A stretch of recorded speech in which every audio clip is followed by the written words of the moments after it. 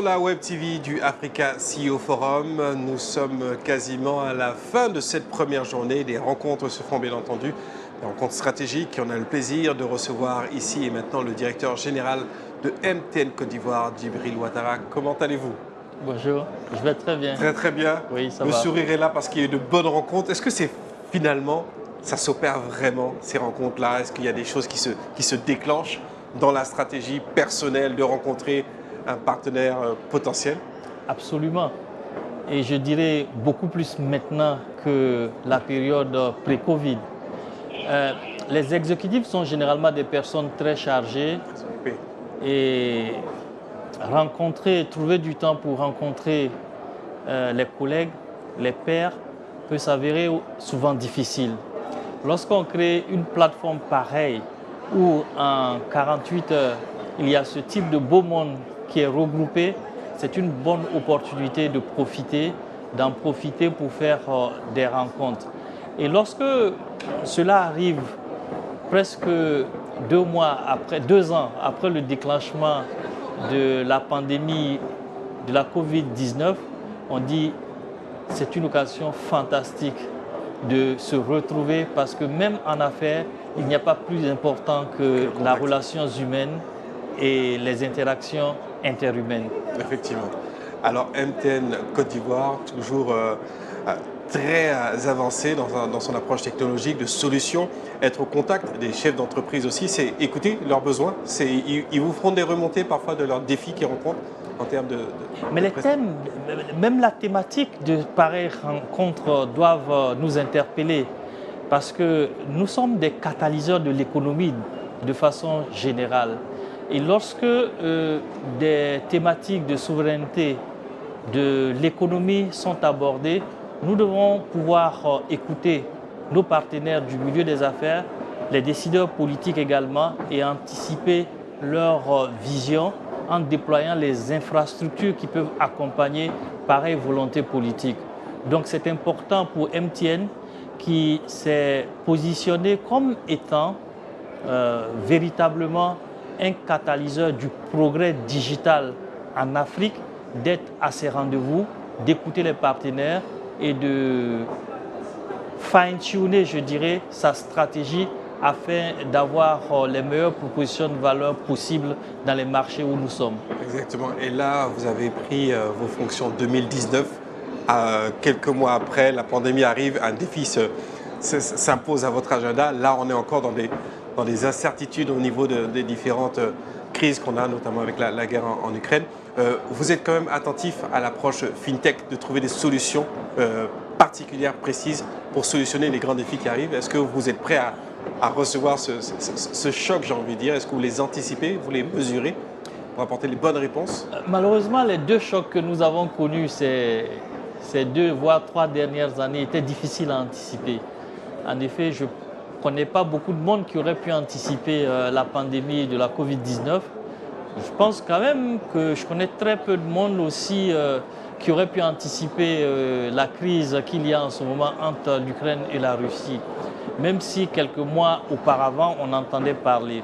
Donc il est toujours difficile. Mais c'est notre capacité à vouloir, notre résilience à pouvoir réagir à des chocs que nous devons tous les jours mettre en place. Nous devons tous les jours construire cette capacité de pouvoir résister à des chocs qui peuvent être des chocs venant de la demande de nos clients, c'est-à-dire une augmentation significative de la demande qui nécessite des capacités. Donc il faut être en permanence en train d'investir pour pouvoir avoir de la capacité par anticipation, oui, ou la capacité de résister simplement aux difficultés qu'on peut avoir dans la supply chain mondiale. Avoir des stocks suffisants, avoir les bons partenariats pour pouvoir répondre à pareille situation. Et je pense qu'à MTN, nous avons une culture de gestion du risque et de continuité d'activité qui nous ont toujours permis d'avoir une forte résilience lorsqu'on est à faire avec dans des situations difficiles. Je pense que l'ADN de notre entreprise en tant que groupe se retrouvent dans beaucoup de territoires difficiles où les opérations sont difficiles. Je ne vais pas les citer, mais cela permet de bâtir une culture et je pense que cette culture-là nous permet de résister à pareil choc. Et de vous mener vers le leadership puisque MTN est nominé dans la catégorie African Champion. Félicitations, on vous souhaite bonne chance. Merci. C'est aussi ça aussi. Alors, c'est un environnement concurrentiel. Il faut trouver son ADN, sa spécificité. Vous l'avez dit effectivement que les crises, les chocs, les territoires dans lesquels vous opérez vous donnent à apprendre finalement pour pouvoir avoir cette culture de la résilience. Être présent sur des awards pour vous, c'est important pour bâtir des rôles modèles, pour essayer de montrer finalement qu'on est tout le temps emmené à se dépasser, se surpasser et au bout du compte être récompensé éventuellement. Certainement pas tout le type de award, mais celui-là a une connotation particulière pour nous. Je vais vous donner le contexte. Il y a de cela 2 ans, MTN a annoncé publiquement que, en tant que groupe africain, MTN souhaite se renforcer davantage et rester principalement sur le continent africain. C'est la première chose. Il y a 1 an, nous avons dévoilé notre stratégie que nous avons appelée Ambition 2025 et nous avons clairement défini notre parti pris. Notre parti pris, notre credo, notre croyance, c'est que tout le monde mérite les bénéfices, les bienfaits d'un monde moderne connecté. Et nous avons dit, notre intention stratégique, c'est d'être le partenaire de choix de toutes les communautés africaines pour leur donner le progrès social de façon générale, mais le progrès dans le digital de façon spécifique. Lorsque quelques mois après, quelques années après que cette démarche a été entamée, il y a une institution comme le Africa CEO Forum qui vous dit nous avons identifié comme étant potentiellement le champion en Afrique dans toute industrie confondue. Nous pensons que c'est une marque de reconnaissance et même si nous ne gagnons pas le award ce soir, mais je pense qu'après 2 années, après seulement 2 années où on a montré notre volonté, on a voulu montrer notre ancrage à l'Afrique et on a dévoilé nos intentions, ce n'est pas mal. Nous allons revenir plus fort. C'est une première victoire déjà. Oui. Et de gros investissements. On sait qu'un important siège est en train de prendre une adresse proche de l'aéroport. C'est un groupe qui grandit, qui continue à investir sa politique d'investissement, peut-être la rencontre de nouveaux partenaires pour pouvoir bonifier et peut-être préciser ses investissements sur certains secteurs d'activité. On parlait tout à l'heure de la FinTech par exemple, pour répondre à ses besoins. C'est des choses que vous allez continuer à soutenir, à appuyer, à investir pour que le service puisse toujours répondre aux besoins du marché et aussi du pays et de la sous-région. Absolument. Vous avez parlé de plusieurs choses à la fois en termes d'investissement.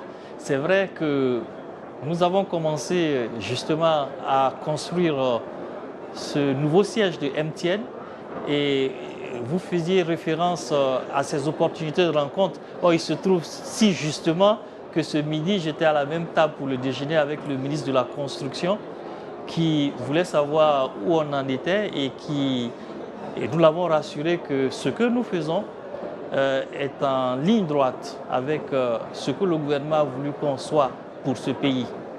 Et il est important également quand on vient à pareil forum de façon plus générale de regarder le type d'investissement que nous voulons réaliser parce que nous avons le milieu de la finance qui se retrouve là. Beaucoup de personnes intéressées pour financer nos besoins capitalistiques en termes d'investissement, en termes d'actifs à réaliser.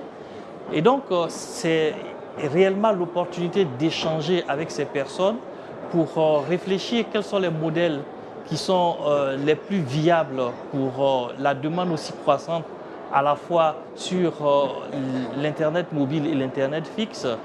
Et finalement, sur le FinTech, MTN a clairement affiché sa volonté il y a de cela 1 an, même si ça avait été mal compris. L'idée de dire c'est un secteur important, c'est un secteur qui est régulé différemment que les télécoms. Donc ce que nous allons faire, c'est que nous allons détacher du cœur de notre métier, nous allons détacher la FinTech pour en faire un département à part entière pour donner à ce département toute l'agilité que cela requiert pour pouvoir être en compétition avec les startups. Et nous sommes dans cette logique-là. Dans la plupart des pays, la séparation a été faite au niveau national. En Côte d'Ivoire, la réglementation nous avait facilité puisque depuis 2017, l'entité existait déjà. Et nous continuons, nous poursuivons cela et je pense que d'ici la fin de l'année, la transition sera opérée. On va continuer à lever significativement des fonds sur le marché financier pour pouvoir booster cette activité du FinTech qui fait partie de notre volonté de donner un monde connecté moderne à toutes les communautés, à tous les Africains, partout où ils sont. Excellent, merci beaucoup M. Ouattara. Rendez-vous est pris le 28-29 novembre à Lomé sur justement ce rendez-vous FinTech qui est proposé de l'industrie financière organisé encore une fois par le Africa CEO Forum. Donc on va certainement vous voir là-bas dans ce développement. Absolument, nous avons besoin d'y être. Ça va être l'occasion pour nous de travailler sur des problématiques pour l'ensemble du secteur. Par exemple, comment faire pour développer plus de corridors. C'est quand même ahurissant qu'aujourd'hui, on n'arrive pas, par exemple, à faire des échanges financiers sur le mobile money entre l'Afrique centrale et l'Afrique de l'Ouest. Donc, c'est des thématiques que nous allons aborder avec nos partenaires, non seulement financiers, mais également les régulateurs, pour faire en sorte, pour montrer que collectivement, nous pouvons changer la vie de beaucoup d'Africains. Exactement, et construire ces nouvelles routes de la croissance, une partie de notre thématique. Je vous remercie infiniment de ce temps que vous avez accordé. Monsieur Djibril Ouattara, directeur général de MTN Côte d'Ivoire. Bon forum. C'est moi qui vous remercie. Et bonnes affaires, on vous le souhaite. Merci. À très vite. Voilà, on va retrouver d'autres invités dans le cadre de cette Web TV. Ce n'est pas encore terminé, on a parlé des Awards. Ça va être une séquence à retrouver tout à l'heure, justement, pour connaître tout le processus de nomination et se préparer à savoir qui sont nos champions pour cette édition 2022 du Africa CEO Forum à Abidjan. On se retrouve tout de suite.